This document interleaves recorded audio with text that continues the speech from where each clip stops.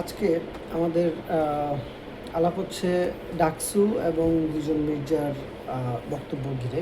একজন হচ্ছে মির্জা আব্বাস, আরেকজন হচ্ছে মির্জা গালিব। তো তারা দুইজনই বক্তব্য দিচ্ছে ডাকসু ইলেকশন পরে। আমরা অলরেডি জানি যে জামাত সমর্থিত শিবির সমর্থিত তাদের প্যানেল নিরঙ্কুশভাবে জয়লাভ করছে। তো আমরা দেখি মির্জা আব্বাস বলছে, যখনই তারা বিভিন্ন দল একসঙ্গে বসে তখন জামাত ইসলামের নেতারা বারবার উল্লেখ করেন যে ভাই খেয়াল রেখেন আওয়ামী লীগ যেন আর কোনো দিন আসতে না পারে। আমরা সেভাবেই চললাম, আর তলে তলে আওয়ামী লীগের সঙ্গে আঁতাত করে ছাত্রলীগের সব ভোট জামাত নিয়ে নিল। মানে ব্যাপারটা একটু কেমন হয়ে গেল না, যে ওনাদের মতন প্রবীণ নেতারা যদি এই কথা বলে যে আরেকজন তাদের একটা কিছু বলতেছে, সেই মোতাবেক তারা কাজ করতেছে এবং আরেকজন সে তার মতন করে ভোট নিয়ে গেছে বা দিস। তো এটা কি ধরনের কথাবার্তা? আপনাদের তো মানে নিজস্ব জ্ঞান প্রজ্ঞা, রাজনৈতিক সাংগঠনিক মানে সব কিছু থাকা উচিত। নিজেদের আইডিওলজি মেনটেন করে নিজেদের চিন্তা শক্তি দ্বারা দলকে পরিচালনা করা উচিত। পরবর্তী স্টেপ কী হবে সব কিছুই আপনারা ভেবে চিন্তা করবেন। আরেকজন দ্বারা কখনোই প্রভাবিত হওয়া এটা সমীচীন না, কারণ এই দেশের মানুষ আশা করতেছে যে সামনে আপনারা ইলেক্টেড হইতে যেতেছেন।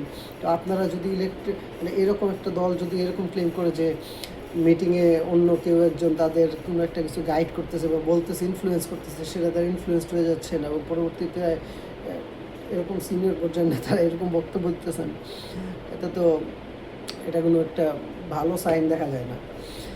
তো আরেকজন মির্জা, যে কিনা হচ্ছে মির্জা গালিব, তো মির্জা গালিব দুইটা বিষয় চাইছে। এই নিয়ে তার একটি স্ট্যাটাস আছে তার ফেসবুক ওয়ালে, সেখান থেকে বলতেছি। ঢাবিতে ডাকসুতে বিজয়ী শিবির সমর্থিত প্যানেলের কাছে আমার চাওয়া মাত্র দুইটা। এক, ম্যাকমোল্লার যেন মনের খুশিতে যতটা চায় ততটা শিবিরকে গালাগালি করতে পারে, এমন একটা অবাধ মত প্রকাশের স্বাধীনতা নিশ্চয়তা। দুই, দল মত পোশাক নির্বিশেষে ছাত্রীরা যেন কোনো হ্যারাসমেন্ট বা বুলিংয়ের শিকার না হয়, এমন একটা ভয়ডরহীন পরিবেশ, নিরাপদ পরিবেশ। আচ্ছা, এই দুটা চাওয়াই খুব ভালো। এবং মির্জা গালিব একসময়কার ছাত্র শিবিরের সভাপতি, ঢাকা বিশ্ববিদ্যালয়। এখন তার যে দুটা চাওয়া, বিশেষ করে প্রথমত চাওয়া যেটা, মেঘমোল্লার যেন মনের খুশিতে যতটা চায় শিবিরকে গালাগালি করতে পারে, এখানে আমার মতে শুধু মেঘমোল্লারকেই মিন করে নেই। মেঘমোল্লার অনেক বেশি ভোকাল জামাতের এগেনস্টে, বিশেষ করে কিছুদিন আগেও জামাত বা শিবিরের যেই এগেনস্টে অনেক স্লোগান টোগান দিচ্ছে বা অনেক কার্যক্রম তারা করে।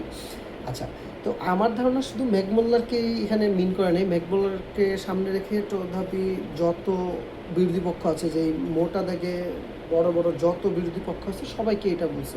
তো এটা যদি অ্যাকচুয়ালি করতে দেয়, এটা ভেরি গুড প্র্যাকটিস। বাট যদি করতে না দেয়, এতে নিজেদেরই তাদের লস, কারণ তখন মানুষ জানতে পারবে, বুঝতে পারবে যে জামাত শিবির কোনোভাবেই বাক স্বাধীনতা বা অন্যের কথা কখনো টলারেট করতে পারে না।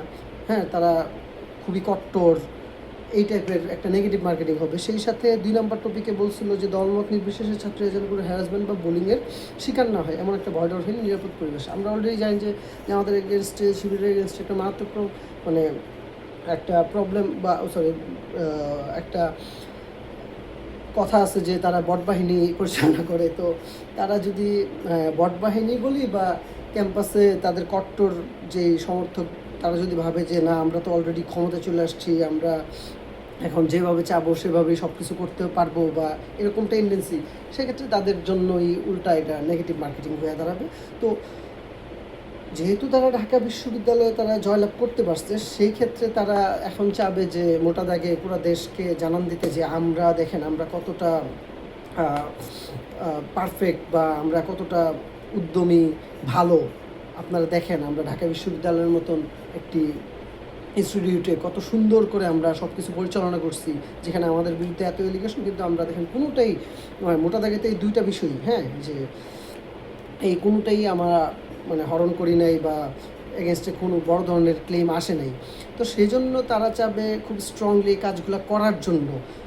সেই ক্ষেত্রে কিছু প্রতিবন্ধকতা আছে যে তারা তাদের কট্টর সমর্থক ভোট বাহিনী মানে ওদের কীভাবে নিয়ন্ত্রণ করতে পারে কি পারে না, ওইটাও একটা বড় বিষয় আছে।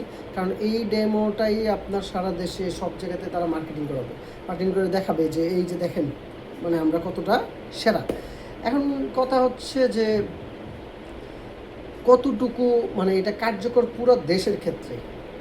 এটা তো একটা ক্ষুদ্র একটা পরিসীমা ঢাকা বিশ্ববিদ্যালয়, পুরো দেশের ক্ষেত্রে, কারণ পুরো দেশের ভিতরে তো মানে কোটি কোটি মানুষ, অনেক কিছু আছে, এবং তাদের এতটুকু নিয়ন্ত্রণ কতটুকু আছে তাদের কট্টর বাহিনী বা এই সব কিছুর তারা কতটুকু নিয়ন্ত্রণ করতে পারে, এটা খুব বিরাট বড় একটা প্রশ্নের ব্যাপার। এটা বাস্তবিক কতটুকু, এটা খুবই চিন্তার। এটা সময়ের সাথে তার চেয়ে বড় কথা যে ঢাকা বিশ্ববিদ্যালয়ে যে মির্জা গালিবের যে চাওয়া, চমৎকার দুটা চাওয়া, এটা কতটুকু কার্যকর হয়। কারণ ওই যে বললাম যে কট্টর বা যারা একটু এগ্রেসিভ বা তারা তাদের কতটুকু মেনটেন করতে পারে, এক, এবং দ্বিতীয়ত হচ্ছে এখানে আবার অন্যান্য দল মত নির্বিশেষ তাদেরও একটা বড় একটা ইনফ্লুয়েন্স আছে। তো ওই জিনিসটা ওই বাধা বিপত্তি সমঝোতার পরে কতটুকু আগে পারে সেটাও দেখার বিষয়। Best of luck, DU and DUCSU.